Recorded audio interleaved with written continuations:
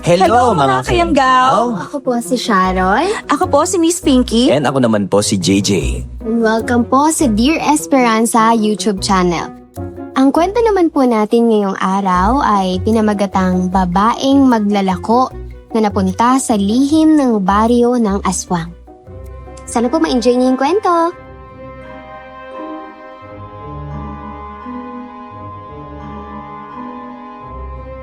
Tahimik ang baryo namin. Hanggang nagulantang kami nang biglang may mga bangkay na nawawala sa sementeryo. Manunugis ang lolo ko at sa yapak niya ako sumunod. Isang araw, inutusan niya akong pumunta sa baryong pinaniniwalaan niyang kuta ng balbal. Matagal ko nang pinag-isipan kung paano makakapasok ng hindi mapaghihinalaan. Gusto ko lang pong ibahagi sa inyo ang aking karanasan bilang isang manunugis. Ako nga po pala si Becca at ito ang aking kwento.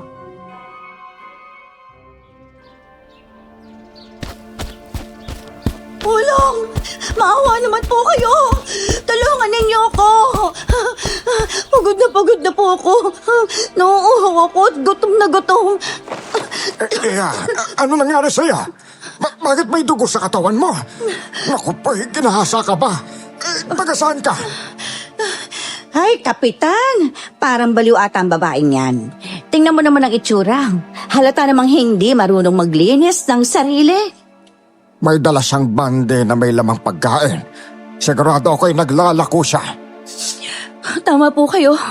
Naglalako po ako ng mga kakanin. Pero hinold up po ako.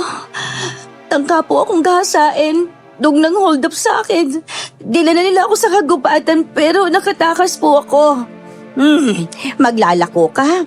Bakit ka naman napadpad dito sa baryo namin? Ay, di mo ba narinig ang sinabi niya? Dinala siya sa kagubatan. Ay, naku, mabuti pa. Sumama ka sa amin sa barangay, ha? Papakainin ka namin para makauwi ka na kagad. Hindi ko na po alam kung paano ako makakauwi. Kung maaari po sana, dito na muna ako. Ako ang kapitan ng baryo. Pagpasensyahan mo na pero wala kasing lugar dito na pwede mong tulugan eh. Ang barangay hall ay madalas ginagamit ng doktor ng baryo namin.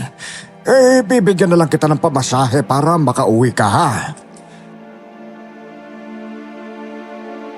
Pakiramdam ko, hindi gagana ang plano ko sa baryo. Lalo na't kapitan ang kausap ko. Dinala nila ako sa barangay at pinakain. Pinagkakaguluhan ako ng mga tao. Tanong dito, tanong doon. Pero pare-pareho lang ang sagot ko.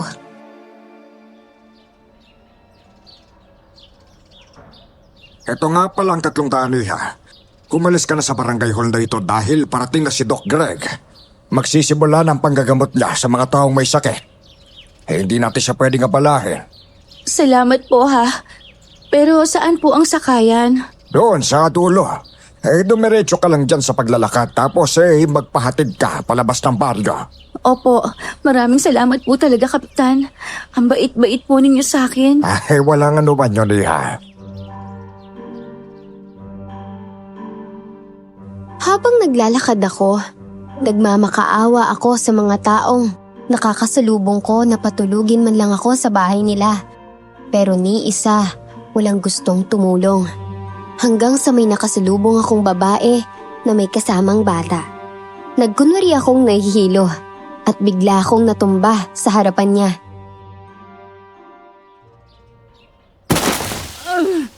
Iha, ayos ka lang ba? Ano nangyari sa'yo? May ginawa po silang masama sa akin. Kapag nakita nila ako, papatayin po nila ako. Kailangan ko po ng tulong. Isa po akong maglalako na hinold up at dinala po rito sa baryong ito. Hindi ko po alam kung paano ako uuwi. Lola Punggay, kawawa naman po siya. Mukhang pagod na pagod po siya, oh. Gusto ko tang tulungan, Iha. Kaya lang paano kung isa kang terorista? Hindi po ako terorista. Hindi po ako masamang tao. Ang gusto ko lang po sana, magkaroon ng matutuluyan kahit po ngayon lang. Lola, Doon nyo na lang po siya patulugin sa may lumang kubo. Kapag hindi natin siya tinulungan, baka may masamang mangyari sa kanya eh. Sige, hindi na lang tayo pupunta sa barangay hall. Bumangon ka na dyan, Iha. Doon ka na lang muna magpahinga sa kubo.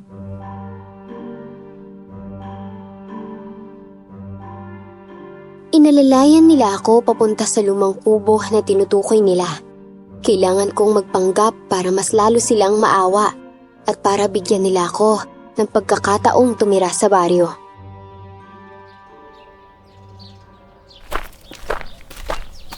Maliit lang itong kubo, pero malinis ito. Hindi na namin ito gaanong nagagamit, Iha. Mahiga ka dyan. Jude, kumuha ka nga ng pagkain doon sa bahay. Hindi po ako nagugutom. Ayos lang po ako. Salamat po pala ha. Sa lahat po ng taong hiningaan ko ng tulong, kayo lang po ang may gininto ang puso. Walang anuman, Iha. Hindi ka naman namin po pwedeng hayaan na lang na nakahandusay sa kalsada. Teka, ano ba ang pangalan mo, ha? Ako po si Becca. Mag-isa na lang po ako sa buhay. Kaya po ako naglalako ng kakanin. Wala rin po kasi akong tinapos. At ito lang po ang trabahong alam ko. Ano bang laman yan? Yan bang bag na dala-dala mo? Mga gamit ko po habang naglalako. Kinuha na nga po ng mga hold-upper ang iba kong gamit. Tubig po ito at kanin. Para kung sakaling gutumin po ako sa daan o mauhaw. Buwisit talaga ang mga hold-upper na yan, oo. Yung mga taong ganyan, mga tamad magtrabaho. Huwag po kayong mag-alala, Ate Becca. Walang gagalaw sa inyo sa baryo namin. Dito lang po muna kayo para sa kaligtasan po ninyo. Oo nga naman. Kami lang naman dalawa ni Jude ang namumuhay. At may maisan at palayan naman kami. Ako na ang bahala sa pagkain mo. Matulog ka na muna dyan ha. Mukhang pagod na pagod ka. Uuwi muna ako sa bahay at pahahatiran kita ng mga damit dito kay Jude. Kung gusto mong maligo, may poso dyan sa likod ng kubo. Naku, maraming salamat po talaga.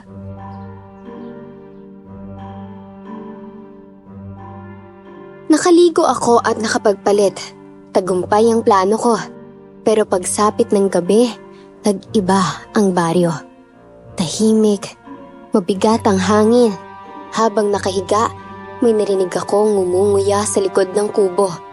Tumungaw ako at nakita ko ang balbal. Kumakain ng bangkay. Nang mapansin niya ako, tumalon siya palayo. Tama si Lolo. Kuta nga ng balbal ang baryo. Kinaumagahan, wala na ang bangkay. Kaya lalo akong nagtaka.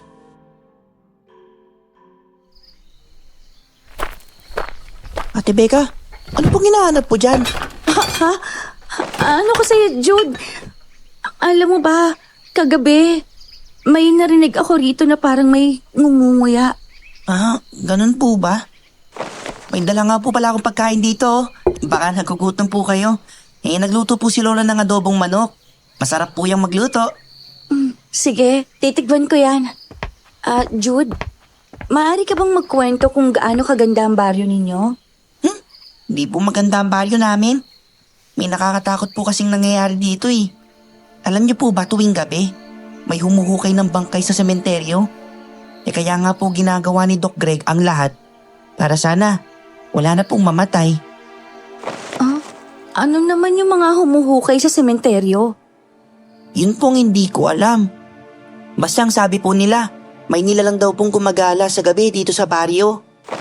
Ay, kain na po kayo. Mabuti pa, igagala ko po kayo sa room center namin. Sige, wala naman akong gagawin dito buong araw eh.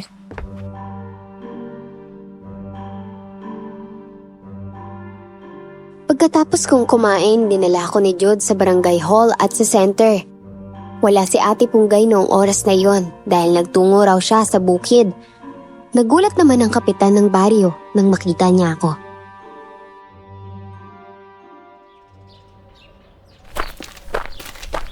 Hindi ba ikaw yung babaeng pinakain namin kahapon? Ako nga po, mabuti na lang po at tinulungan ako ni Ate Punggay. Sa ngayon po, doon po ako natutulog sa lumang kubo niya. Ay, mabuti naman kung ganon. Kawawa naman po kasi siya. Hindi niya po alam kung paano siya makakauwi sa kanila. Kaya sabi ni Lola, dito na lang daw po muna siya. Sige, sumama kayo sa akin. Pupunta tayo roon sa center. May libreng gamutan doon. Araw-araw po bang may libreng gamutan? Oo, ginagawa ito ni Doc Greg para maprotektahan ang mga tao sa baryo. Kung ba'y kakayahan lang sana siyang pahabain ang buhay ng lahat, ba'y baka ginawa na niya yun. Ayaw na ayaw talaga niyang may namamatay sa baryo namin. Ano po ba ang nangyayari kapag may namamatay? Normal lang naman po ang bagay ngayon eh. Lalo na kapag may edad na at may sakit. Normal nga. Pero kung may iwasan kailangang iwasan. Ayaw naming may mamatay sa baryo dahil magiging masaya na naman ang mga halimaw. Halimaw po? Ibilasan mo na. Ayan na pala si Doc Greg. Ngumiti sa amin ang isang nilalang na nasa 40 anyos na. Nakasuot siya ng damit na pang-doktor. Una niyang inasikaso si Aling Salome habang nakapila naman ang iba pang matatanda.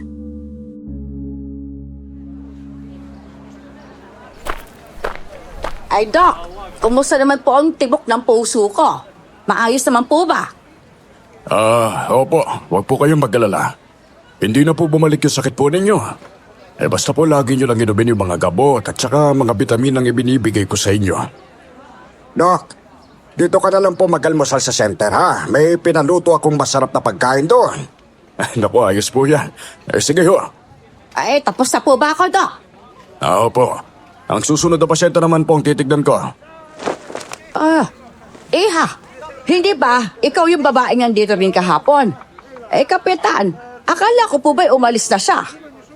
Hindi siya umalis dahil pinatuloy siya ni Punggay doon sa lumang kubo nila. Opo, ang bait-bait nga po ni Ate Punggay.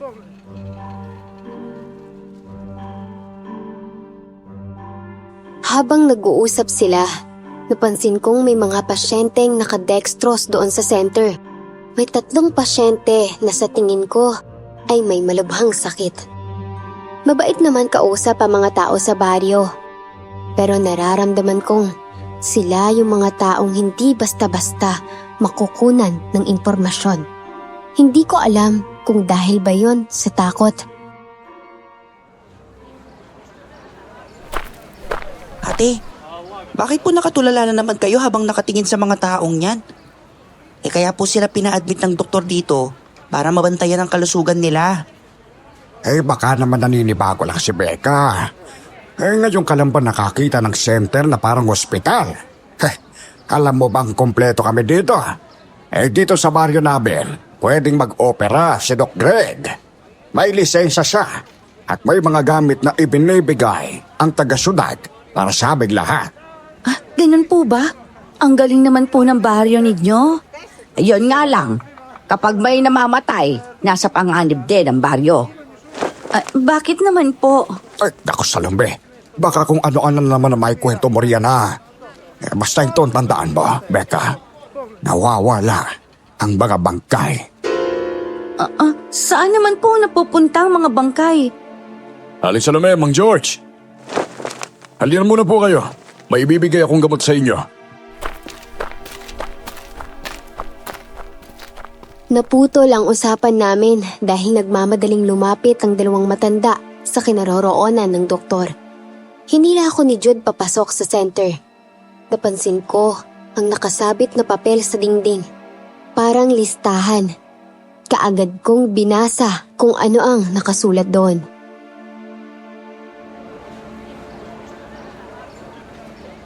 Alam ko po kung anong nakasulat dyan. Sila po yung mga taong namatay pero walang bangkay na nailibing. Ano? Ang mga taong nakalista dito, patay na pero walang bangkay? Imposible naman. Saan dinadala ang bangkay? Iyon ko po sa kanila. Basta yan lang po ang alam ko eh. Siguro po tinatago ng pamilya ang bangkay para hindi makita ng mga halimaw. Kahit itago mo pa ang mga bangkay, babaho yan kapag hindi nailibing. Kaya nga po eh. Pero hindi ko talaga alam kung saan ang mga bangkay. Kunwari, may namatay sa gabi. Alam mo, pagka umaga niyan, wala nang bangkay dito sa klinik. Naguluhan ako nung mga sandaling yon. Ang alam ko, ang mga balbal ay kumakain ng bangkay na mula lamang sa sementeryo. May misteryosong nangyayari sa baryo at yon ang kailangan kong alamin. Inikot pa ako ni Jude sa baryo hanggang sa nakarating kami sa sementeryo. Lumang-luma na ang sementeryo ng baryo. Doon ko nakita ang isang lalaking nakaupo sa ibabaw ng libingan.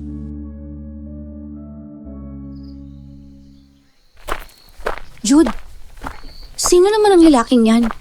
Bakit siya nakaupo riyan na parang binibilang ang mga patay? Ah, siya po si Kuya Maki. Siya po yung tinatawag na bantay ng sementeryo sa lugar na to. Gabi man o araw, nandyan na po siya. Bakit naman niya binabantayan ng sementeryo? Ewan ko po sa kanya. Pero mabait po yan sa amin. Kilala ko yan eh. Gusto mo po bang lumapit tayo sa kanya? Ay, hindi, ayoko. Mukhang mapanganib pa naman ang lalaking yan. Tingnan mo, oh.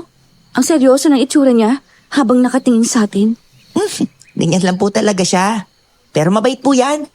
Sige, lapit tayo sa kanya. Tsaka nga po pala, si Kuya Maki ang pinagbibintangan ng mga tao kung bakit nawawala ang mga bangkay sa baryo. Kaya nga po hindi na naglilibing ang mga tao ng bangkay dito eh. Minsan, doon na lang sila nililibing sa tabi ng bahay nila. Ano? Naisip ko na baka isang aswang na balbal si Maki. Pero hindi ko naramdaman ang aura ng pagiging aswang niya. Lumapit nga kami sa kanya. Nakangiti niyang binati si Jude. Oh, Jude, nadalo ka. Ginagala ko po si Ate Becca sa baryo na to. Alam niyo po kasi, dayo po kasi siya eh. Doon po siya nakatira sa amin. Ate Becca, siya si Kuya Maki. Dito ka ba nakatira sa sementeryo? Hindi. Doon ako nakatira sa kakahuyan. Malayo dito at malayo din sa mga tao. Mas maganda kapag malayo eh. Tahimik. Tama ka. Pero pwede bang tumingin ka sa akin habang nag-uusap tayo? Bakit nakayuko ka? Hindi ako mahilig makipag-usap sa mga tao. Kaya lang, dahil kakilala ka ni Jude sinasagot ko yung mga tanong mo. Jude, alis na ako ha. Sige po.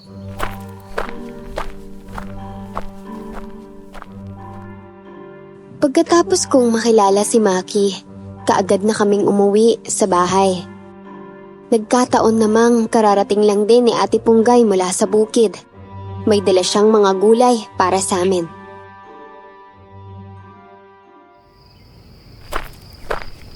Oh, saan naman kayo galing? Ikaw, Jude, ha? Baka kung saan-saan mo na naman dinala si Becca. Doon po kami galing sa klinik. Saka sa sementeryo. Gumagala po kami ni ate. Total, wala naman po kaming gagawin. Becca, ito nga pala mga gulay. Marunong ka naman ata magluto. Opo, marunong po ako. Kung ganon, dalhin mo na itong ibang gulay sa bahay mo. Ikaw nang magluto para sa'yo. Bibigyan na lang kita ng pangrekados. Salamat po, Ate Punggay. Huwag po kayong mag-alala. Ibabalik ko po sa inyong lahat ng kabutihan ninyo sa akin.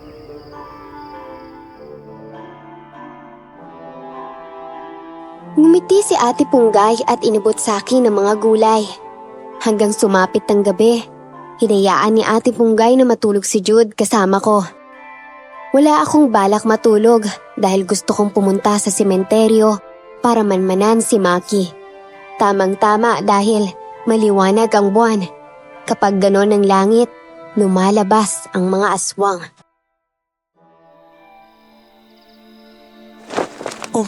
Bakit po tayo pupunta sa sementeryo? Ano pong gagawin natin dun? Basta samahan mo lang ako.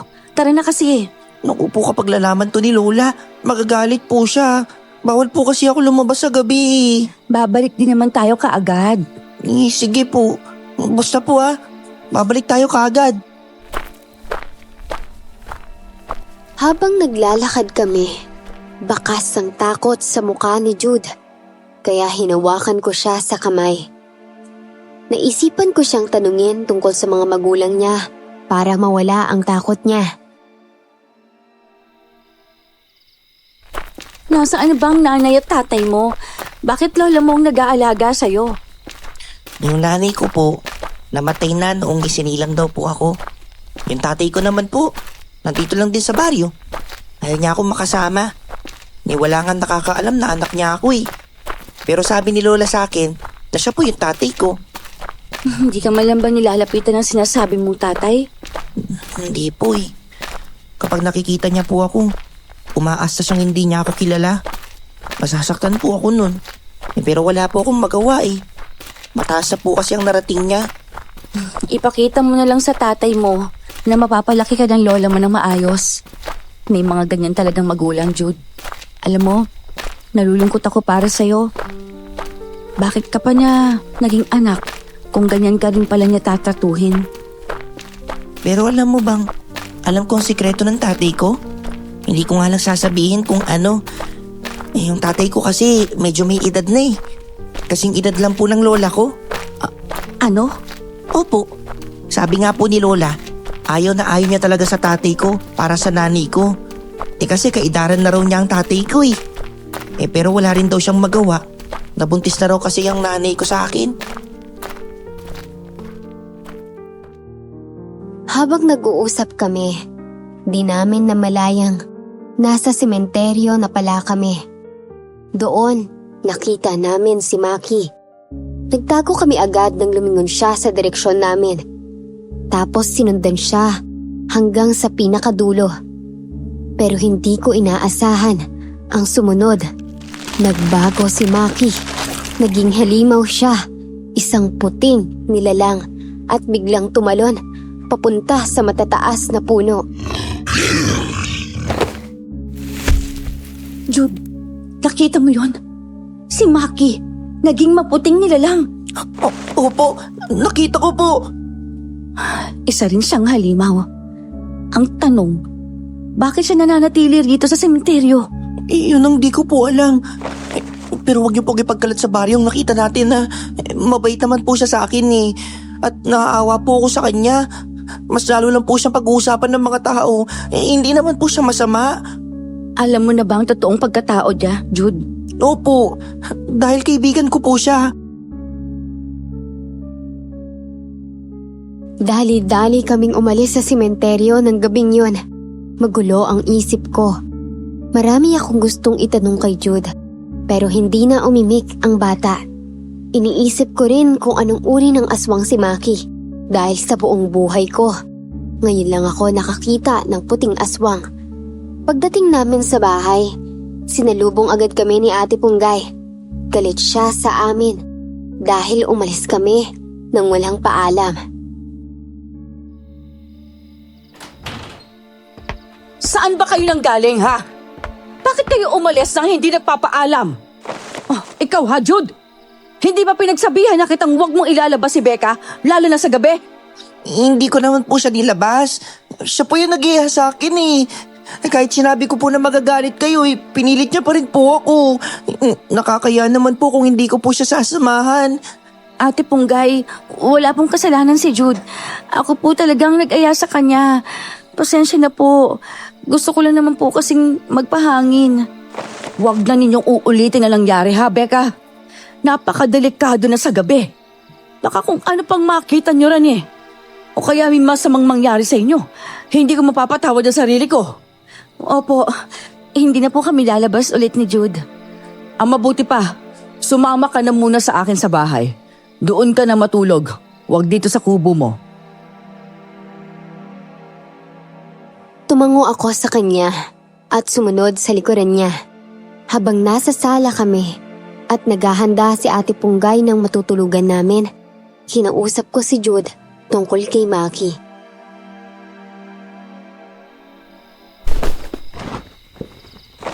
Alam ba ng lola mo na aswang ang kaibigan mo? Ate Becca, huwag yun na nga pong sabihin. Gaya po ng sinabi ko, mas lalong magiging masama ang tingin ng mga tao sa kanya kapag ginawa niyo po yun. Hindi naman po tayo sinasaktan ni Kuya Maki. Kaya hindi niya tayo sinaktan dahil hindi niya tayo nakita. Uniwala po kasi kayo sa akin. Hindi masamang nilalang si Kuya Maki. Nangako po siya sa akin na hindi niya gagawin ang mga bagay na ikakatakot ng taga-baryo. Siya nga po nagbabandi sa sementeryo para walang mawala ng mga bangkay. Sige, hindi na siya masama kung hindi. Kayong dalawa, kanina pa kayo nagbubulungan dyan ha. Baka naman pwede niyo ring ikwento sa akin kung anong pinag-uusapan ninyo. Nagsisisihan po kami, Lola. Ito talagang si Ate Becca. Parang bata. Ikaw naman kasi eh. Pareho kayo may kasalanan. Lalo ka na, Jude. Alam mo namang may kakaibang nangyayari sa baryo kapag gabi. Bakit ka pa sumama sa kanya? Kung hindi ka sana sumama, hindi siya aalis. Pinilit nga po niya ako, Lola. Sabi ko nga po kasi sa'yo, Ate Becca, magagalit si Lola sa atin eh. Saan ba kayo galing, ha? Sa sementeryo po. Nakarating kayo doon? Opo. Pero Ate Punggay, ako pong may kasalanan. Ako pong nag-aya kay Jude na doon kami pumunta. Hindi ko na po uulitin yun. Pangako po.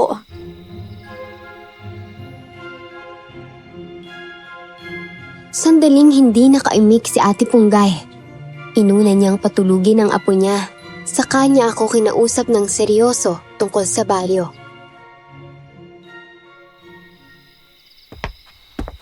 Dapat sana kukumustahin ko kayo doon sa kubo. Kaya lang wala na kayo. Gusto ko pa sana kayong hanapin. Mabuti na lang dumating kayo. Becca, hindi kita hinihigpitan. Ang gusto ko lang, maging ligtas ka. Itong baryo namin, totoo na may kakaibang pangyayari. May sikreto ang lugar na ito, lalo na kapag sumapit ang dilim.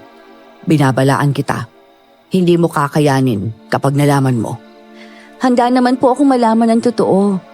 Isa pa po, naririnig ko rin po si Jude na nagsasabi ng ganyan. Pero kapag tinatanong ko, bigla na lang siya nananahimik na parang takot na malaman ko ang totoo. May mga bagay kasing pwede namang hindi namin ipaalam sa'yo. Isa pa, aalis ka rin naman. Kaya ano pang dahilan para malaman mo? Gusto ko pong tumulong kung may tutulong po ako, Ate Punggay. Habang nandun po ako sa klinik kanina, napansin ko may nakasabit na papel sa may bandang pintuan. Mga pangalan po ng tao. Ang sabi ni Jude, yun daw ang mga pangalan ng mga namamatay sa klinik. Pero pagka umaga raw, hindi na mahanap ang mga bangkay. Totoo po ba yon? Oo. At hanggang ngayon, palaisipan pa rin sa amin kung sinong kumukuha ng bangkay. Pati ang sementeryo, hinuhukay. Kahit nandoon si Maki para magbantay, parang wala pa rin pagbabago. Malakas ng kutob namin na baka may kinalaman si Maki sa mga nangyayari.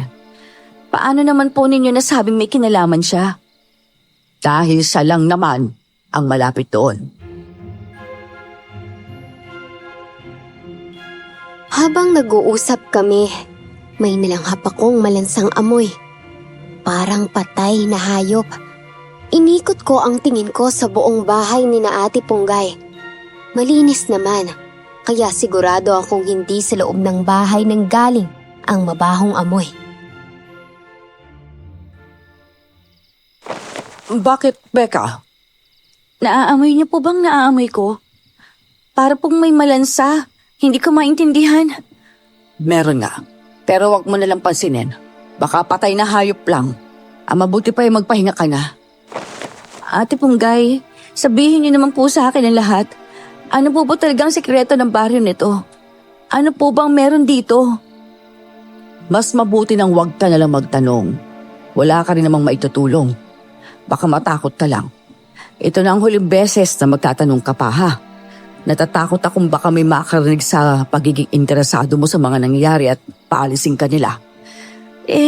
Bakit po ba hindi ako pwede magtanong? Napag-usapan na namin sa baryo na kung ano man ang mangyari, hindi kami mag-uusap tungkol doon. Alam na rin namin ang lahat, kaya wala nang dapat pag-usapan. Mas lalo silang dumadami kapag binabanggit sila, Becca. Sino po bang sila?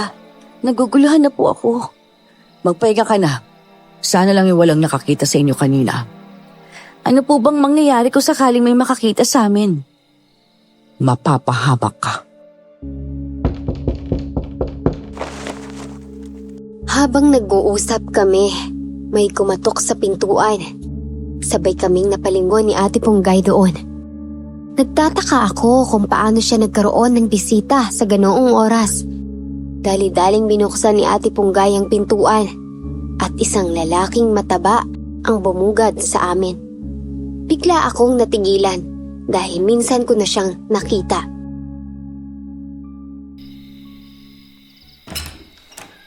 Ate Punggay, magandang gabi. Magandang gabi naman sa'yo, Jessie. Bakit ka nandito? May mahalagang bagay tayong dapat pag-usapan. Ah, ito palang sinasabi nilang bisita mo. Teka, nakita na ba tayo? Parang pamilyar ka sa akin ah. Ha? Ewan ko kung nagkita na tayo. Hindi ko alam. Parang nakita na kasi talaga kita eh. Pero hindi naman ata ikaw yun. Siguro malabo lang. Siya ang bisita kong tinulungan ko nung hinold up. Dito na muna siya matutulog sa bahay. Tsaka ko na siya pauwi sa kanila kapag medyo bumalik ng lakas niya. Talaga bang na-hold up ka o nagpapanggap ka lang? Bakit naman ako magpapanggap? Hindi ko kailangan gawin yon para lang kaawaan at matulungan ako. Tsaka, kung maaari lang no, lumayo ka nga sa akin ng kaunti. Ang baho-baho naman ang hininga mo. Ang sakit sa dibdib lang hapin. Masyado ka naman prangka dyan. Kanya ba magtrato ang bisita mo sa tunay mong bisita, Ate Punggay? Ano pa ba nga asahan mo dyan kay Becca? Babae yan. Natural sasabihin niya sa'yo kung anong nalalanghap niya. Di mo ba alam kung bakit mabawang hining ako, ha?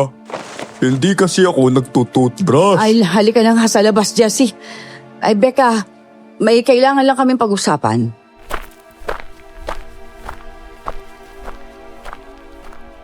Lumabas silang dalawa para makapag-usap.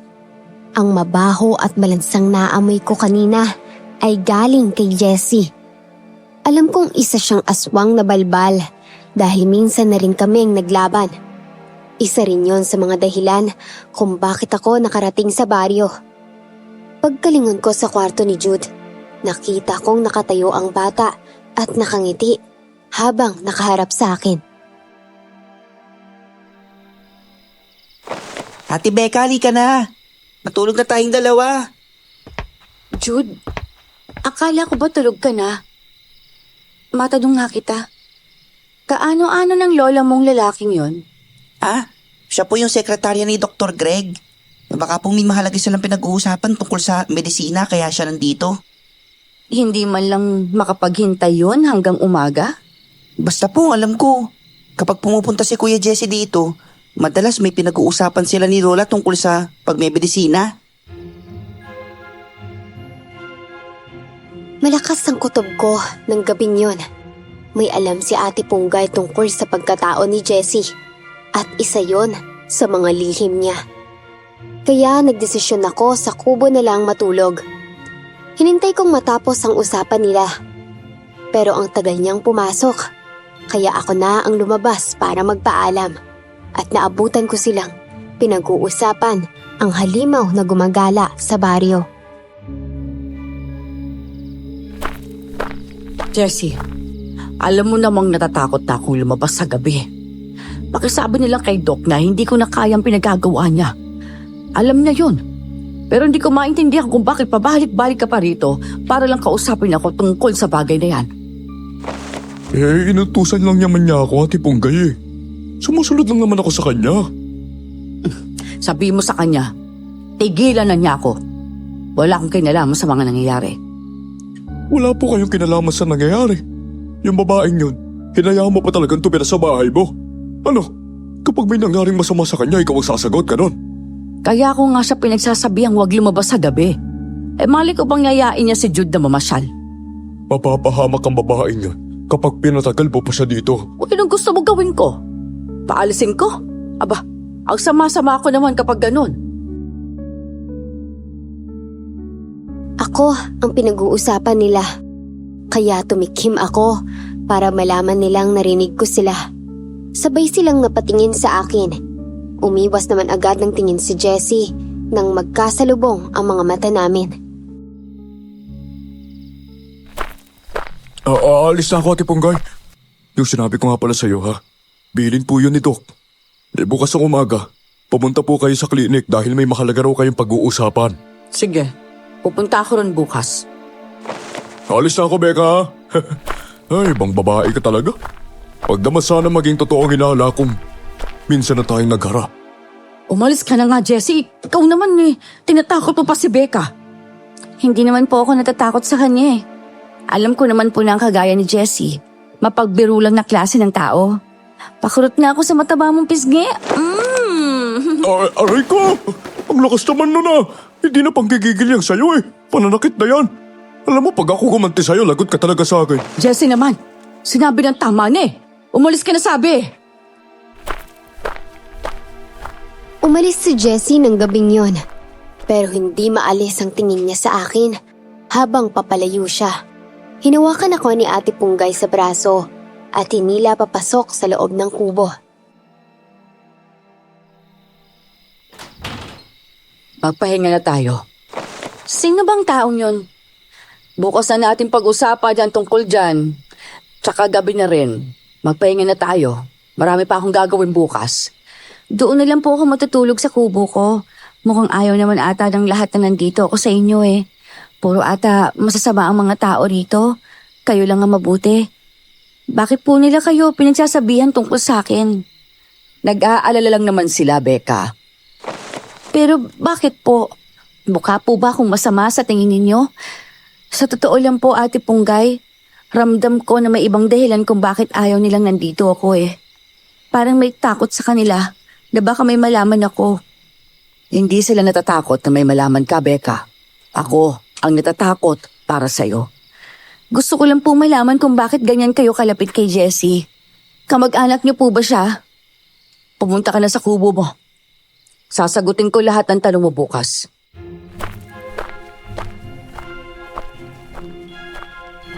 Nang sumapit ang umaga, bumalik ako sa bahay ni na Ate Punggay. Doon namin muling napag-usapan si Jessie. Naghahanda na rin si Ate Punggay na pumunta sa klinik dahil pinapatawag siya ng doktor doon.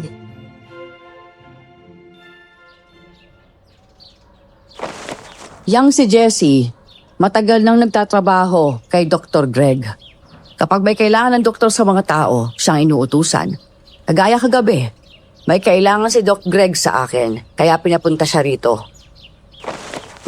Napapansin ko lang po eh. Bakit po ba may hindi kaaya-ayang amoy si Jessie? Parang malansa na parang nabubulok. Basta, hindi ko po maintindihan. Si Jessie kasi, tipo ng taong tamad na maglinis ng katawan. Ay sige na ha, aalis na ako. Ay sige po, mag-iingat po kayo ha. Susunod kami ni Jude doon sa klinik para matingnan ng doktor kung may lagnat ako o wala. Medyo masama po kasi ang pakiramdam ko eh. Ay, ikaw ang bahala. Nandyan naman si Jude, yayain mo na lang siya.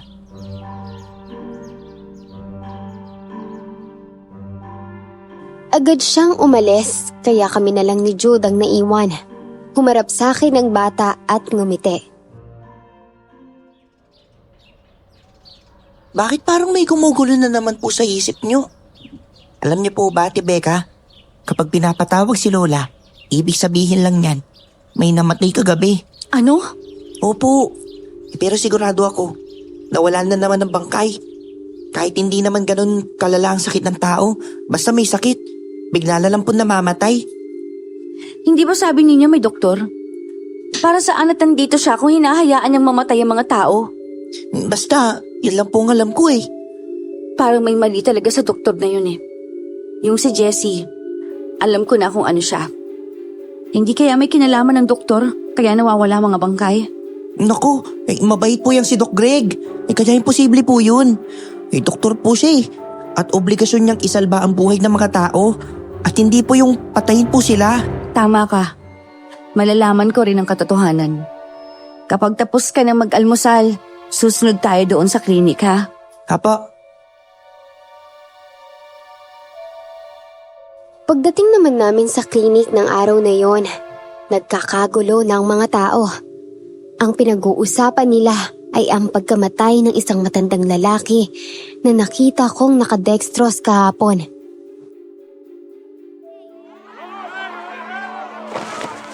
Dok, imposibleng mamatay si Julio. Nakita po namin lahat na maayos na ang kalagayan niya kahapon. Oo nga po, Kape. Kahit ako naman ay naguguluhan na sa nangyayari. Kaya ko sanang masisi. Ang mabuti pa, babalik na lang ako sa bayan.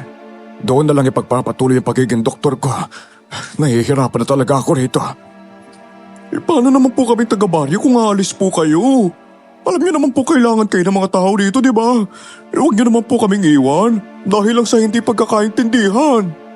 Kung akong tatanungin, Mas gusto kong doon na lang sa bayan si Doc. Wala naman siyang maisasalbang buhay dito dahil kahit hindi pa kamatayan ng isang tao, namamatay kapag ginagamot niya. Sinasabi mo bang pinapatay ko sila? Hindi sa ganun. Hindi ikaw ang pumapatay sa kanila, kundi halimaw. Binabantayan nga nila ang klinik eh. Kita mo, halos gabi-gabi may nag-aabang kung may mamamatay dito.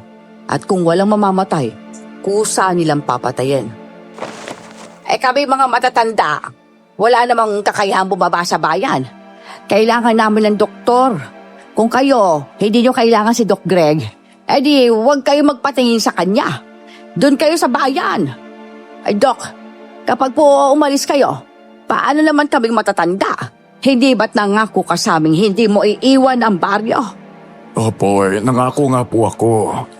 Kaya lang hindi ko matanggap na kada may namamatay ako naman ang sinisisi ninyo. Kasalanan ko bang namatay sila? Sa bawat salita ni Doc Greg, napapansin kong parang minamanipula niya ang isip ng mga tao. Na siya ang kawawa, siya ang biktima, at siya lang ang dapat kampihan. Isa ako sa tumutol na paalisin siya hanggat hindi ko nalalaman kung may pananagutan siya. Hindi ko rin ramdam ang pagkaaswang niya. Di tulad kay Jessie, na ramdam ko. Lumapit si Jessie sa akin at ngumiting parang nang iinis. Alam mo kung ako sa'yo, umalis ka na sa baryo namin. Kahit itago mo pa, alam ko kung ano ka. Hindi ko alam kung anong sinasabi mo. Lumayo-layo ka sa akin. Ang baho ng hininga mo. Anong sabi mo ha? Gusto mo bang ipalanghap ko pa sa'yo ang hininga ko? Uy, Jessie, ano po ba yan? Bitawan niyo nga po si Ate Becca. Jessie, bakit mo siya sinasakal? Ano? Ha? Kala mo ba takot ako sa'yo? Walang hiya kang lalaki ka. Totoo naman talagang babahong hininga mo ah. Hoy, alam mo ba? Walang babaeng magkakagusto sa'yo habang ganyan ka. Mabaho ka na nga. Bayolente ka pa. Aray ko, nintik kang babae ka! Jessie, tama na yan! Alam mong babae yan, papatulad mo pa. Marami pa tayo gagawin. May pasyente tayong agaw buhay na ngayon dahil sa sakit sa puso. Yun ang pagtuunan natin ng pansin ngayon. Galit na galit sa akin si Jessie. Kaya sa pagkakataong iyon, ako naman ang ngumiti sa kanya. Napakuyom siya ng kamao habang naglalakad papasok sa klinik. Hinila naman ako ni Ate Punggay palayo sa klinik. Alam kong nagalit siya sa ginawa ko. Pagdating sa bahay, tinalakan niya ako na parang nanay ko siya.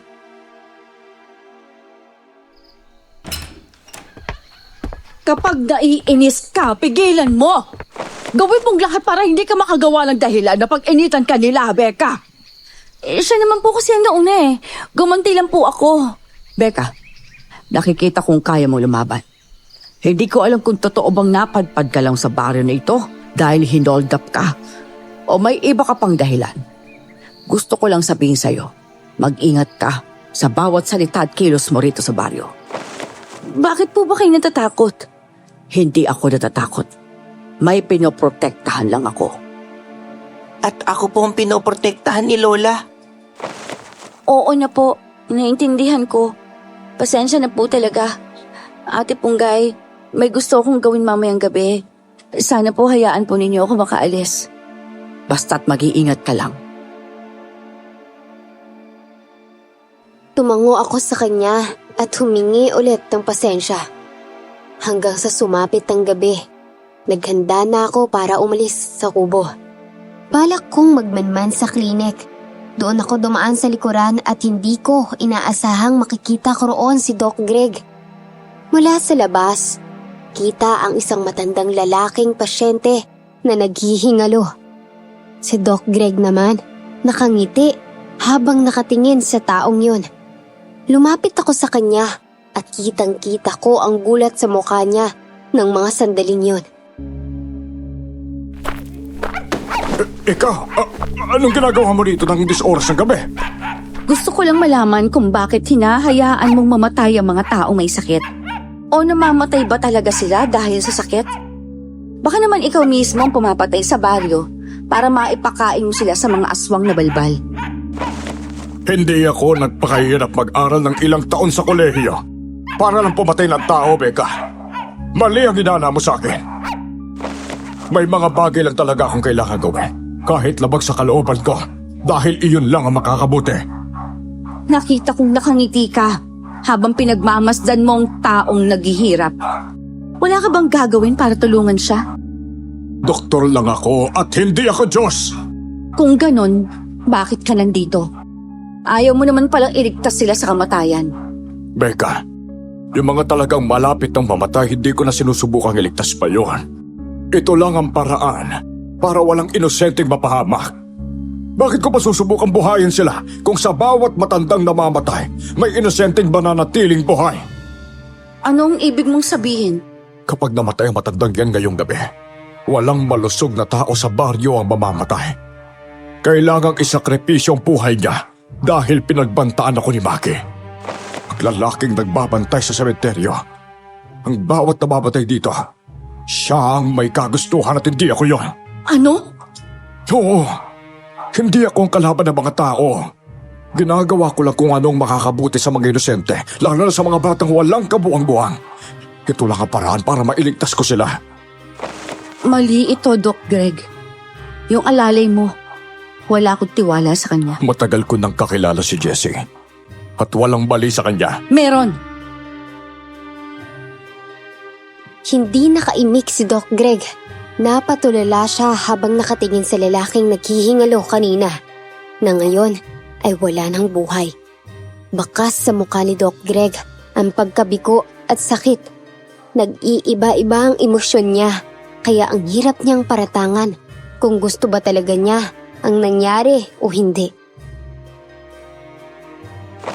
Umalis ka na, Becca. Bago ka pa niya maabutan. Darating pa siya rito. Oo, darating siya para kunin ang bangkay.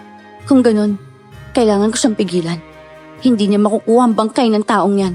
Huwag mong gawin yon para wala nang ibang mapahamak. Wala naman talaga mapapahamak.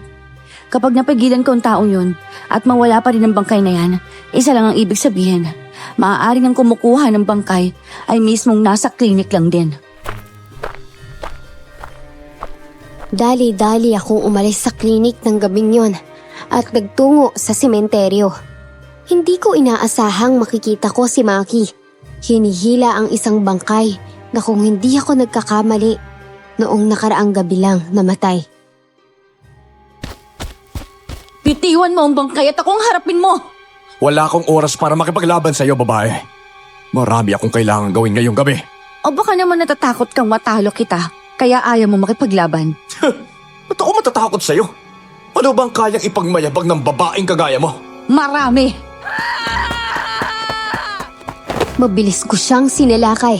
Wala akong kahit anong pangontra o punyal na dala, pero alam kong kaya ko siyang patumbahin gamit ang puro kong lakas. Sinuntok ko siya sa dibdib, pero mabilis niyang nahuli ang kamay ko. Itinulak niya ako palayo. Bumagsak ako sa lupa at nasugatan pa ang mga tuhod ko. Baka iiyak ka niyan dahil nagkasugat ka sa tuhod. Ayaw kitang patulan kaya umalis ka na. Lintik ka! Ikaw? Anong uri ng aswang ka ba? Bakit ka kumakain ng bangkay? Bakit naman ako kakain ng bangkay? Kaya ako hawak ang bangkay nito para mailibing ko sa lupa. Nang sa ganon, hindi ito makuha ng mga balbal. Ano? Oo. Sa susunod bago ka sumugod, magtanong-tanong ka muna.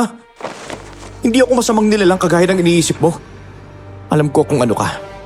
Isa kang mananugis. Hindi ako naniniwala sa'yo. Kung hindi ka naniniwala, edi umalis ka na. Sinasayang mo ang oras ko, babae. Nilagpasan niya ako habang hila-hila ang bangkay. Sumugod ako sa likuran niya. Dinala niya ang bangkay sa bakanteng lote na nasa likuran lang ng sementeryo. Nag-anyo siyang halimaw at ginamit ang mahahaba niyang kuko para maghukay ng lupa. Mabilis lang ang lahat. Tagumpay niyang nailibing ang bangkay at bumalik sa anyong tao. Malakas ang kutob kung may namatay na naman ngayon sa klinik. Kailangan kong pumunta roon para kunin ulit ang bangkay. Huwag mong gagalawin ng bangkay na yon dahil may pamilya siya. Anong uri ng aswang ka ba, ha? Sa buong buhay ko, ngayon lang ako nakakita ng aswang na kagaya mo. Isa akong puting gabunan. Kaya ngayon ka lang nakakita ng aswang na kagaya ko dahil ako na ang huli sa henerasyon namin. Hindi ako masamang nilalang. Ako ang nagbabantay sa mga bangkay laban sa mga aswang na balbal. Ang sabi nila, ikaw ang kumukuha ng mga bangkay. Nagbabanta ka raw sa kanila, Maki. Kinukuha ko ang mga bangkay para hindi sila makain ng mga aswang na balbal.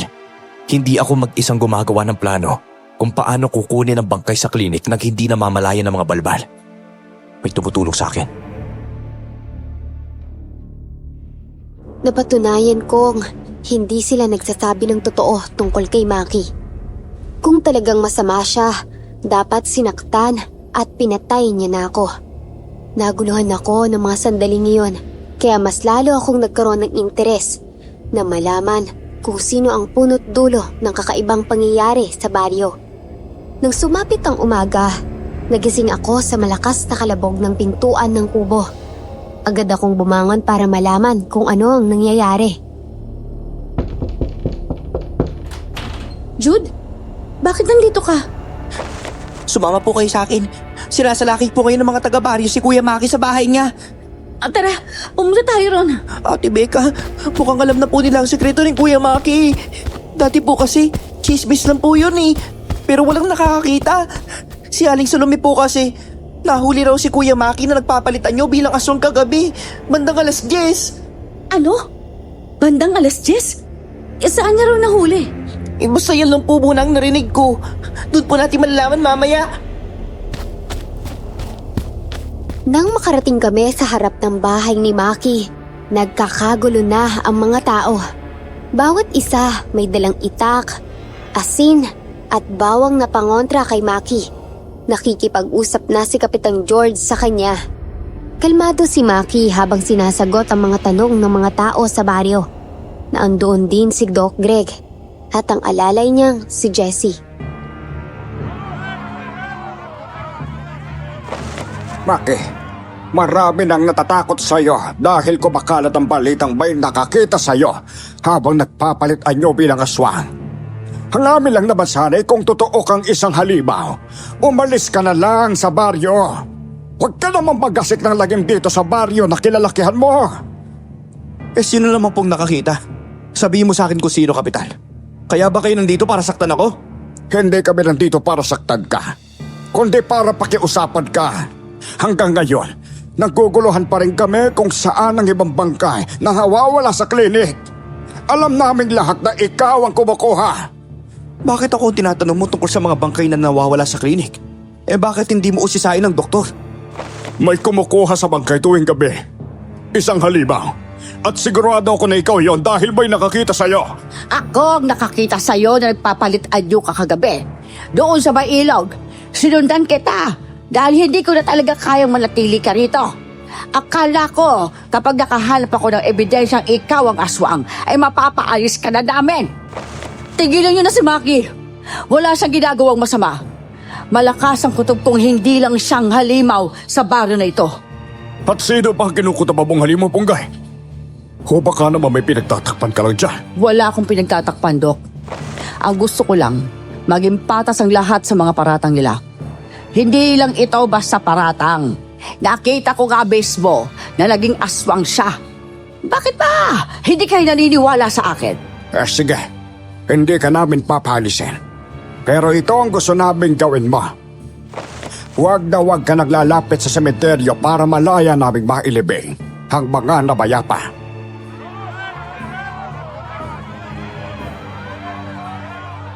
Tumango si Maki bilang pagsunod sa sinabi ng kapitan. Marami pa silang pinag-usapan doon tungkol sa mga patay at walang ibang sinisisi kundi si Maki. Hinila ako ni Jude palayo at dinala niya ako sa klinik. Nagkataon naman na walang masyadong tao.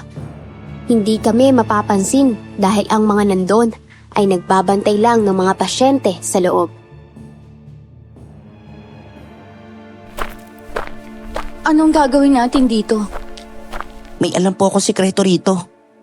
Ano namang sikreto yon? Nalaman ko ito mula kay Lola Punggay. Pero wag mong ipagsabi sa iba ang tukol dito ha. Tara, pumunta tayo doon sa likod. Sa may kagubatan. May ipapakita ako sa'yo.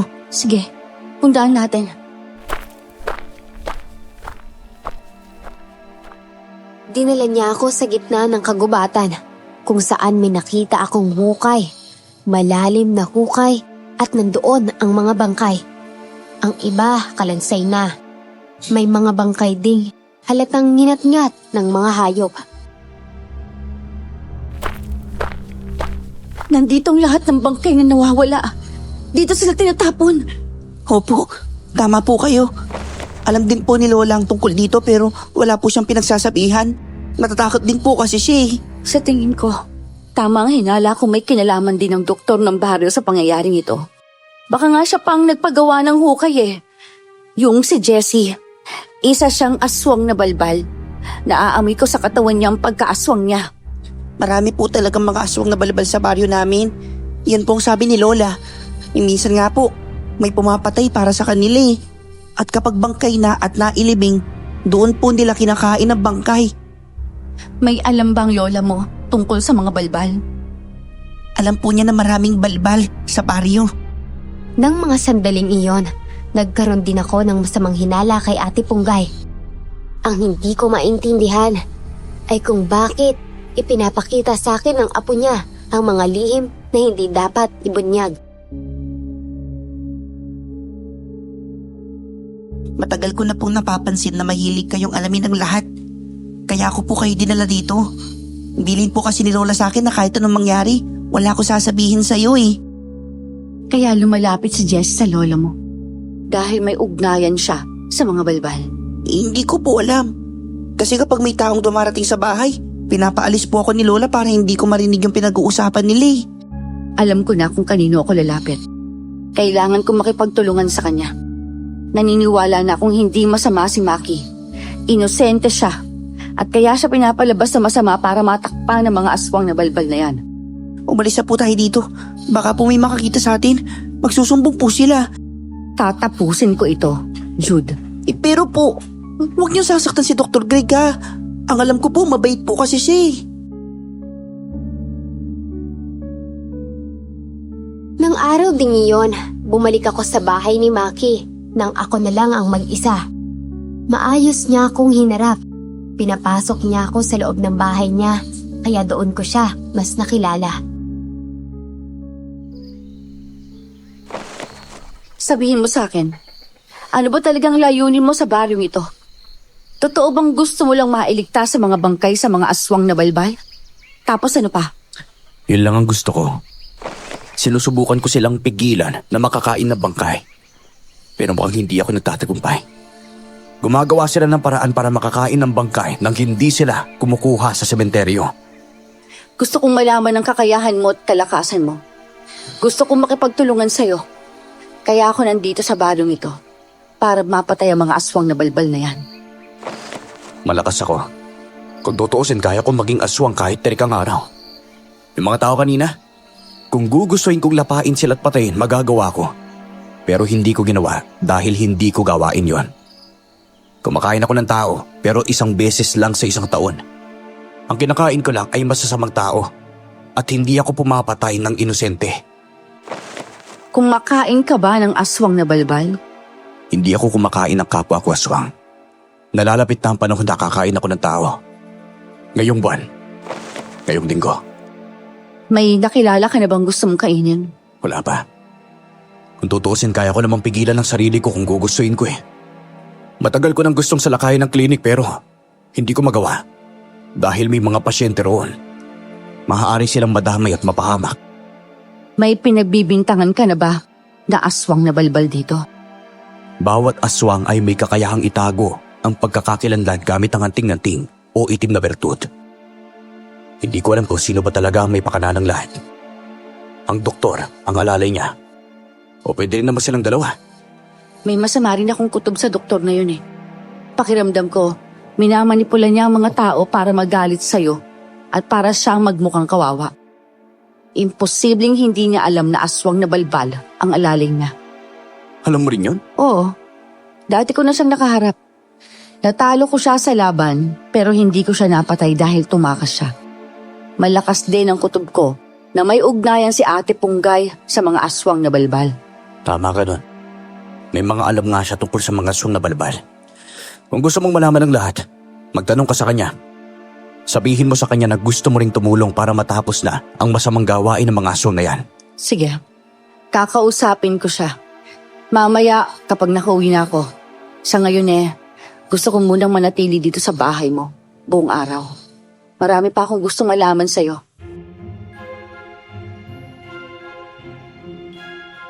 Marami siyang naikwento sa akin nung araw na yon. Tungkol sa pamilya niya at kung bakit siya na lang ang natitira sa angkan nila. Nakakalungkot ang nangyari. Dahil napatay ang mga mahal niya sa buhay matapos silang sunugin. Hindi ko namalayang gabi na pala. Kaya nagpaalam na ako sa kanya para umuwi. Kung may kailangan ka, sabihin mo lang sa akin. Handa akong tumulong. Magkaiba man tayo ng pinanggalingan. Iisa lang ang gusto nating mangyari. Sige, darating ako dito sa bahay mo. Mag-iingat ka sa mga tao. Hindi mo alam kung anong nasa isip nila. Maaari silang sulsulan ng totoong halimaw para lang patayin ka. Hindi sila magtatagumpay na patayin ako. Mas malakas ako kaysa kahit kanino. Huwag mo ipagyabang ang lakas mo. Kahit gaano ka pa kalakas, kung pagtutulungan ka nila, manghihina ka rin. Nandiyan ka naman Kaya alam kong hindi mo ako pababayaan. Sa unang pagkakataon, ngumiti ako kay Maki. Napakabuti niyang aswang. Ang hangad niya lang ay mawala ang masasamang aswang sa mundo para maprotektahan ng mga tao. Dumiretso na ako sa bahay ni na Ate Punggay ng gabing yon.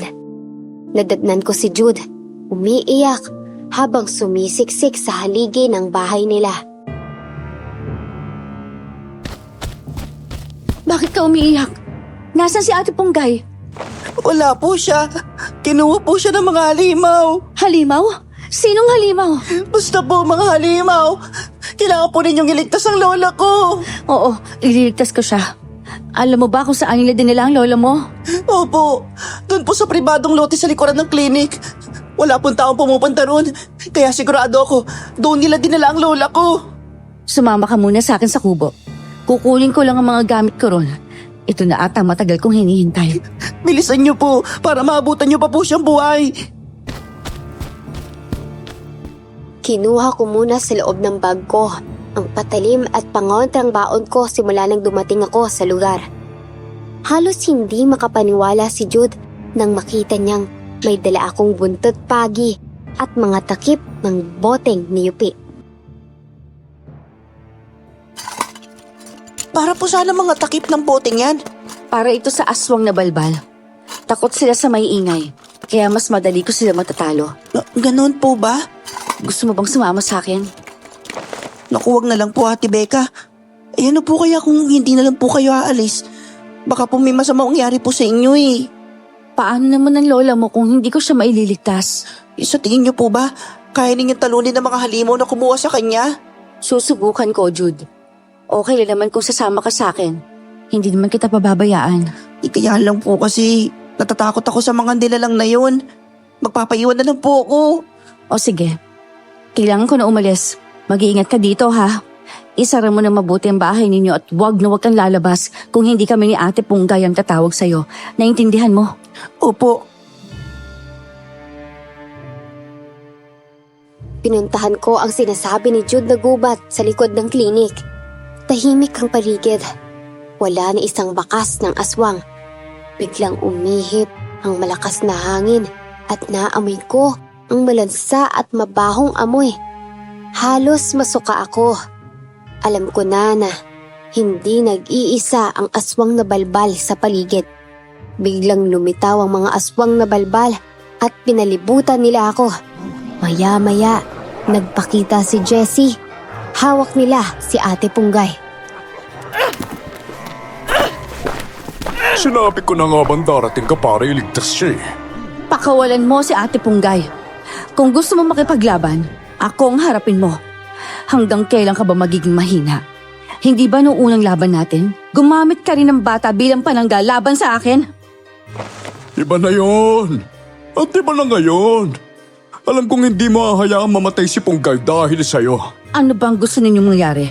Sumuko ka sa amin, Becca. Becca, huwag ka susuko. Huwag ka maniniwala sa mga pinagsasabi nila sa'yo. Gusto nila akong gamitin laban sa'yo. Hayaan mo na akong mamatay sa mga kamay nila. Talagang papatayin kita kapag hindi sumuko ang babaeng yan.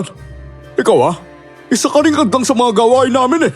Dahil si Maki lang ang nag-iisang kalaban namin. Pero dumating ka para tumulong sa kanya. Kasalanan mo rin ito, Punggay.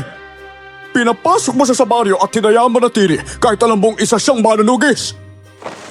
Panahon na para tuldukan ng pagsakop at panloloko ninyo sa baryo. May hawak na punyal si Jessie. Habang nakatingin sa akin, itinapat niya yon sa liig ni Ate Punggay. Parang sinasandya niyang takutin ako. Napasigaw si Ate Punggay nang bumaon ng kutsilyo at doon ko nakita ang dugo. Pagmasdan mo kung paano ko papatay ng babae ka! Huwag! Huwag mo siya sasaktan! Becca, huwag kang magpapadala sa kanya.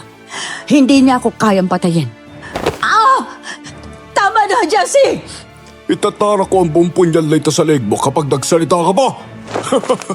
Sino naman nagsabi sa'yo na hindi ka namin kayang patayin, ha? Tinraidor mo na siya at natuklasan na niya ang lahat. Kaya kahit siya, galit na sa'yo. Magalit siya kung gusto niya. Wala na akong pakialam. Pagod na akong pagtakpan siya sa mga kasinungalingan niya. Nagugulahan ako kung sino ang pinag-uusapan nila. Nasasaktan si Ate Punggay sa ginagawa ni Jessie. Ang tanging paraan para maligtas ko siya ay ang sumuko. Susuko ako. Basta't makawalan ninyo si Ate Punggay. May isang salita kami. Ihagis mo ang mga gamit mo at lumuhod ka sa harapan namin. Becca, huwag kang sumuko. Makinig ka sa akin. Huwag kang susuko sa kanila. Kailangan mong makabalik dahil naghihintay ang apo mo sa'yo. Nagkakamali ka. Niloko ka nila, Becca. Napakaigay mo talaga! Paparating na siya. Siya na ang bahala sa kung anong parusang ipapataw niya sa'yo dahil sa pagiging traitor mo! Ngayong gabi, matatapos ang panloloko ninyo sa baryo. Sila ang tatapusin namin, Punggay. Akmang sasaktan niya ulit si Ate Punggay, kaya lumuhod na ako sa lupa at hinagis ang mga pangontrang dala ko. Nagpakita si Greg sa amin. Galit na galit siya. Buong lakas niya akong sinipa sa muka ng ilang beses. Pakialamera ka! Nagpanggap ka ba talaga manlolokot na hold up na para lang makapasok sa baryo nang walang nagtatanong, ha? Kaya ngayon, sisiguraduhin kong hindi ka na makakalabas ng buhay sa baryong to. Amin ang baryo! Habang buhay! Sinasabi ko na nga ba na may kinalaman ka sa mga nangyayari. Nagpapabulag ang mga tao sa kabutiang ipinapakita mo. Pero sa likod ng maskara mo, demonyo ang itsura mo. Ha! Demonyo ka! Papatayin kita! Leche kang babae ka! Pakulan mo ako! Tama na! Dati ko na siya nakalaban noon sa kabilang baryo, Greg. Masasabi kong malakas siya. Dito na natin tatapusin ang lakas niya. Hindi mo na natin siya gagalawin. Hanggat hindi pa dumarating ang nag-iisang umaastang bayani ng baryo. Mas mabuting hintayin natin siya para sabay natin silang matapos. Alam kong si Maki ang tinutukoy nila. Malabong darating si Maki dahil hindi niya alam kung nasaan kami. Maliban na lang kung hihingi ng tulong sa kanya si Jude. Alam kong nakita mo na ang hukay na ginawa ni Jessie sa likod ng clinic, Becca. Ilan lang ang nakakaalam noon. Doon namin tinatapon ang mga patay para malaya namin silang makain. Hindi na kasi kami makalapit sa sementeryo. May mga nagbabantay. Darating ang araw, malalaman din ng mga taga-baryo ang katotohanan. Magbabayad ka sa ginawa mong panloloko sa kanilang lahat. May iwasan sana itong nangyari kung hindi dahil sa iyong Punggay! Ano itong ginawa mo, ha? Bakit parang gumagawa ka pa ng paraan para matuklasan ang lahat ng sikreto namin? Napapagod na ako, Greg. Tama na to. Maaaring maapektuhan si Jude kapag hindi pa kita pinigilan. Kung ganon, kaya mo siya hinayaang tumira sa lumang kubo para mapatay ako. Oo. At patawarin mo ako, Greg. Lumuhod si Ate Punggay sa harapan ng mga doktor ng mga sandaling yon. Sinakal siya ng doktor pero kaagad din niyang binitawan ang leeg ng babae. Ako na lang ang patayin mo. Huwag si Becca. Ako naman talaga may kasalanan ng lahat eh. Sa akin nagsimula ang lahat kaya ako na ang magbabayad. Hindi ko magagawang saktan ka, Punggay. Wala nang saysay para buhayin ko ang babaeng to. Hindi darating si Maki. Wala siyang kaalam-alam sa lugar kung nasaan tayo ngayon. At sinong nagsabi sa iyong hindi siya darating? Lalapit si Jude sa kanya para humingi ng tulong. Kagaya ng ginawa ni Jude kay Becca. Hindi ba? Kaya siya nandito dahil humingi ng tulong si Jude sa kanya na iligtas ang lola niya? Nakikiusap ako sa'yo, huwag mo nang saktan si Becca. Aalis siya sa baryong ito bukas na bukas. Ako na lang ang magbabayad sa kasalanang ginawa ko. Hindi kita magagawang saktan dahil asawa kita, Punggay. Masasaktan ang anak nating si Jude kapag nawala ka. Doon ko lang natuklasan ang lahat. Kaya pala halos ayaw magsalita ni Ate Punggay tungkol sa mga balbal dahil asawa niya mismo ang balbal. Ang masaklap pa, isa rin siyang balbal na dating tumalikod lang sa lahi nila para makapagbagong buhay. Alam ko kung bakit gusto mo makuha ang loob ni Jude. Gusto mo siyang gamitin para sa kasamaan mo. Hindi ako papayag na gawin mo yon, Greg. At ano pa ang magagawa mo? Sabik siya sa pagmamahal ng isang ama. Nangako ko sa kanya na pagtutunan ko siya ng pansin kapag nadala niya si Becca at Maki sa akin ngayong gabi. Napakasunurin talaga ng anak natin, ano? Ginawa niya ang gusto ko. Hayop ka! Pati ang walang kamuwang-muwang na bata ginamit mo para lang makuha ang gusto mo! At bakit, ha? Itong asawa ko nga'y handa akong traidorin eh. Akala mo ba hindi ko alam na tinutulungan mo si Maki para mapuksa ang kalahi natin? Kung gusto mong tumiwalag sa grupo, dapat ikaw lang. Huwag ka nang gumawa ng paraan para mapatay ang mga kasama natin. Dahil sobra na kayo, na hindi man lang makapagluksa mga pamilyang namatayan dahil kinakain niyo ang mga bangkay ng mga mahal nila sa buhay. Talagang hindi ko na mababago ang desisyon mo, Punggay. Pero sige, hindi kita pipilitin. Gawin mo ang lahat ng gusto mo at gagawin ko rin ang lahat ng gusto ko. Pagkatapos ito, sigurado akong mapipilitan kang sumama sa amin dahil isasama ko si Jude. Akin ang padali mo, Jessie. Papatay ko ng babae dyan! Inabot ni Jessie ang patalim kay Greg kaya lumapit na siya sa akin. Pero sa hindi inaasahan, isang maputing nilalang ang dumating. Pumagitna siya sa mga balbal kaya napatigil si Greg. Kompleto na ang lahat.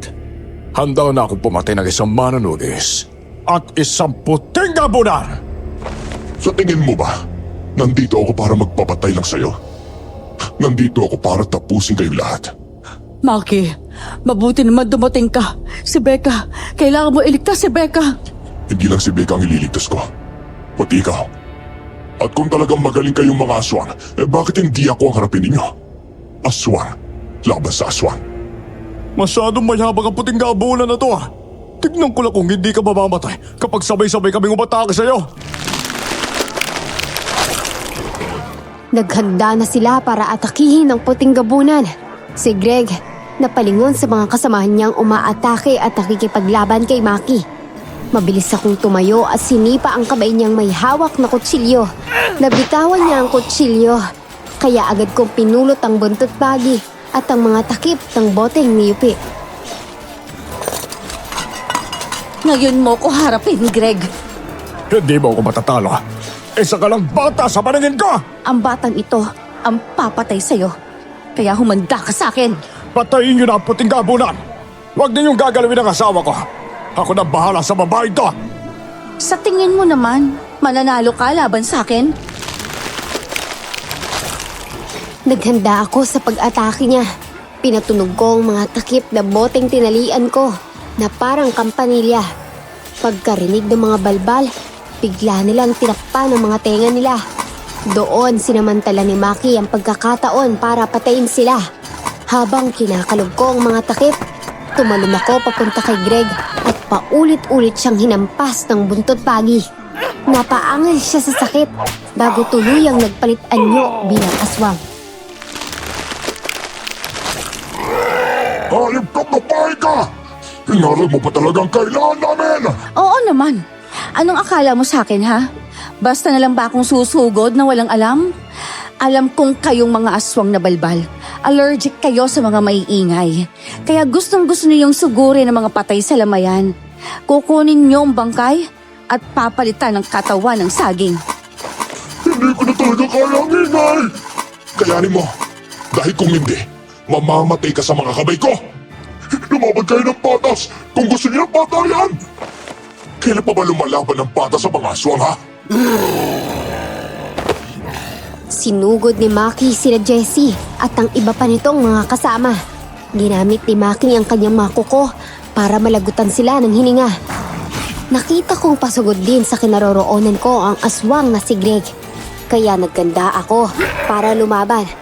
Nakailag ako sa malakas niyang pag-atake. Sabay hampas ko sa likuran niya gamit ang buntot pagi.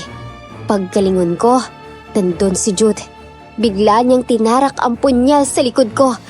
Kaya napalugod ako sa lupa. Hindi ako papayag na papatayin mo ang tatay ko! Jude, nagpagamit ka sa tatay mo. Hindi! Magsasama kami habang buhay kapag napatay nila kayo! Jude, anak, huwag mo gawin yan. Mali yan, anak. Huwag kang maniwala sa kanya. Isa pa po kayo eh! Sinungaling kayo! Ang sabi mo, lola ko kayo! Pero ikaw po pala ang totoong nanay ko! Nakapagdesisyon na ako. Sasama ako sa tatay ko! Patayin mo na sa Georgia! Ako mang itatarak sa leeg ko ang punyal. Pero buong pwersa kong hinila sa kanya yon. Maliit lang si Jude. Kaya nakuha ko sa kanya ang kutsilyo. Sumalakay sa akin ang aswang na si Greg. Tagumpay niya akong nakalmot sa kabuong lakas na sinakal at inihagis sa di kalayuan. Napangiwi ako sa sobrang sakit. Hindi ako makagalaw sa nabagsakan ko. Sinalakay ni Maki si Greg at silang dalawa ang nagtuos. Becca, ayos ka lang. Diyos ko, tatawarin mo ang anak ko. Hindi niya alam ang ginagawa niya. Naiintindihan ko po siya. Hindi naman po gaanong malalim ang sugat ko. Hindi ako mamamatay dito. Maki, tapusin mo ng laban. Patayin mo na silang lahat. Wala kang kwenta, sama! Ito na ang katapusan ninyo! Kinilmot ni Maki si Greg sa dibdib at leeg. Bumuhos ang napakaraming dugo. Sumunod niyang ginawa, pinutulan niya ng ulo si Greg. Kaya tuluyan itong namatay. Napaiyak naman si Jude. Alam kong sabik lang talaga siya sa pagmamahal ng isang ama. Pero isang masamang nilalang ang tatay niya. Inubos ni Maki ang mga aswang na balbal ng gabing yon. Tapos na ang laban. Ang mabuti pa, dalhin mo na siya paalis sa Punggay. Kailangan siya magpagamot. Di ako aalis dito. Anak, hayaan mo akong magpayuhalag sa'yo. Bakit ka ba naniniwala sa tatay mo? Isa siyang masamang nilalang. At bilang nanay, kailangan kitang ilayo sa kanya para hindi ka magbana sa kung ano man siya.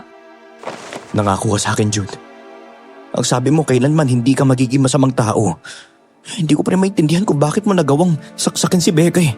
Ikaw mismo nagsabi sa akin noong palihim tayong nagkita na kaibigan ang tingin mo sa kanya. Jude, walang kaibigan na sinasaktan ng kaibigan niya. Wala rin kaibigan na handang ipahamak ang kaibigan niya para sa sariling kapakanan. Mapapatawad kita. Huwag ka nang umiyak. At kagaya ng sinabi ko, naiintindihan kita. Halika na anak, sumama ka na sa amin. Aalis na tayo dito. Nang alalayan ako ni Ate Punggay, sumunod na rin si Jude sa likuran namin. Dinala niya ako sa bahay niya at kaagad na ginamot ang sugat ko. Hindi ako nagkamali sa desisyon kong hayaan kang tumira sa lugar na ito. Alam kong may maitutulong ka talaga. Patawarin mo ko kung hindi ko nasabi sa iyong lahat. Natatakot lang din ako na mahusgahan mo. Natatakot ako na baka mag-ibang tingin mo sa akin kapag nalaman mong isa ako sa kanila. Alam ko pong dahilan kung bakit ninyo nagawa ang mga bagay na yun. Bilib din po ako sa tapang ninyo. Napakatapang ninyo sa sitwasyong kaya ninyong ipapatay ang asawa ninyo kahit na mahal nyo siya. Hindi siya totoong doktor. Nagpapanggap lang siya. Wala ni isa sa baryong nakaalam na asawa ko, si Greg. Panahon na para malaman nila ang totoong pagkatao ng inaakala nilang doktor. Tsaka ko na po kakausapin si Jude. Alam ko nasaktan siya sa nangyari. Salamat sa pag-unawa. Nang sumapit ang umaga, hinarap ni na Ate Punggay at Maki ang mga tao sa baryo. Nagtataka sila kung bakit wala ang doktor sa klinik.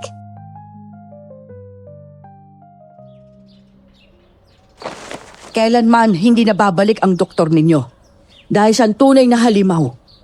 Si Greg ay isang aswang na balbal. Ganon din ang alalay niyang si Jessie. Ada! Aswang sila! Opo, matagal na naming alam ang pagkatao nila. Pero alam namin na hindi kayo maniniwala. Nandito si Becca. Handa siyang patunayan sa inyong lahat. Si Becca ay isang manunugis na nagpanggap na maglalako para makapasok sa baryo at mapatay ang mga balbal. Oh, bakit ikaw ay buhay pa? Aswang ka rin naman ah. Hindi po siya masamang aswang, Aling Salome. Mabait po siya. Siya ang bantay ng baryo ninyo laban sa masasamang nilalang. Tanggapin ninyo si Maki. Kung wala siya, baka matagal na kayong sinakop. Matagal na kayong namatay kung hindi siya palihim na pumuprotekta. Kaya pala may namamatay sa baryo kahit hindi malala ang sakit. Dahil si Doc Greg mismo ang pumapatay. Tama po kayo. At uulitin ko, hindi po talaga siya doktor. Kung mayroon man tayong dapat na pasalamatan dito, yun ay sina Becca at Maki. Hindi porket isang aswang si Maki, masama na siya. Kaya ng aswang mamili ng daang tatahakin niya. Pwede sila magbago. Nasa na ba katawan ng doktor na yun? Doon po sa likod ng klinik sa may kagubatan. Hanapin po ninyo roon. Ang alam ko, hindi nasusunog sa araw ang katawan ng mga balbal. Kapag nakita ninyo, pwede bang sunugin na ninyo ang katawan nila para sa amin? Makasama, puntahan natin ang sinabi nila.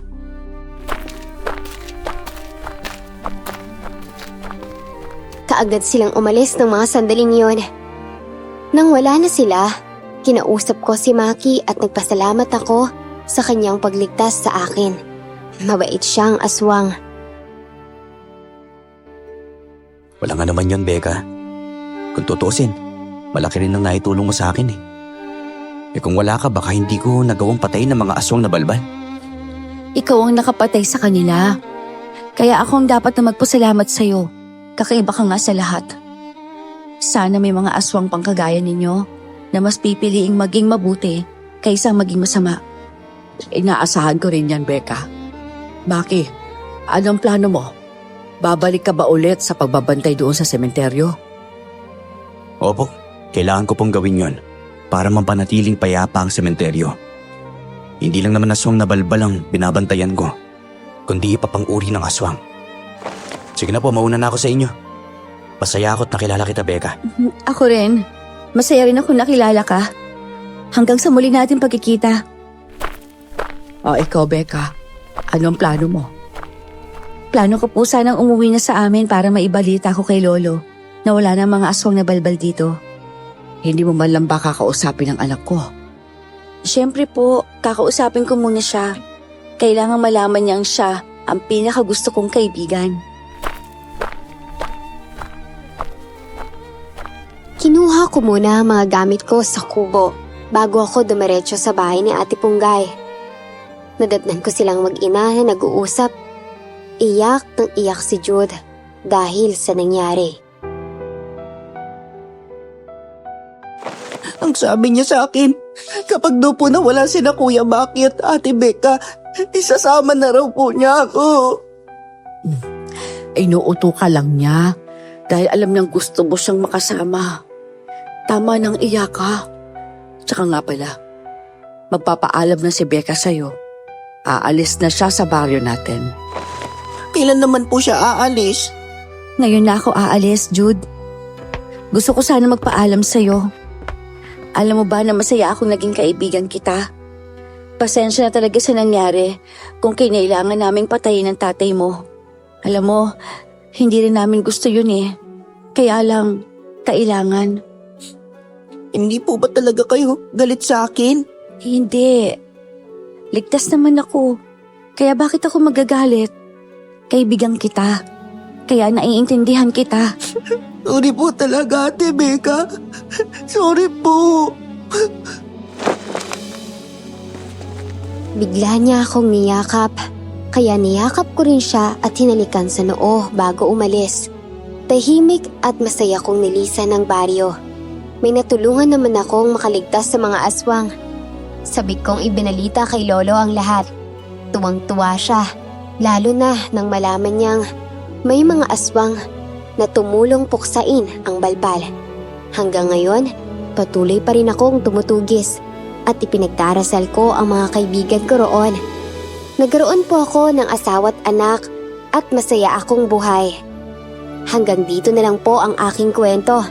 Maraming salamat po at more power sa inyong channel.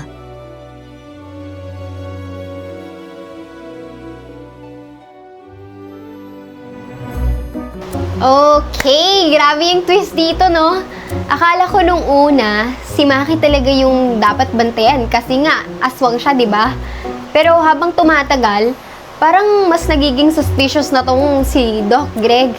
Tapos si Becca naman, kahit may tinatago siyang mission, gets mo pa rin kung bakit niya ginagawa yun, di ba? Pero si Doc Greg iba eh. Siya yung mukhang mabait, trusted ng lahat, pero siya pala yung delikado. Kayo ba? Nahulaan nyo agad na si Doc Greg pala ang tunay na balbal? O na-shock din kayo? I-comment nyo na lang kung ano yung part na pinakakinalibutan talaga kayo.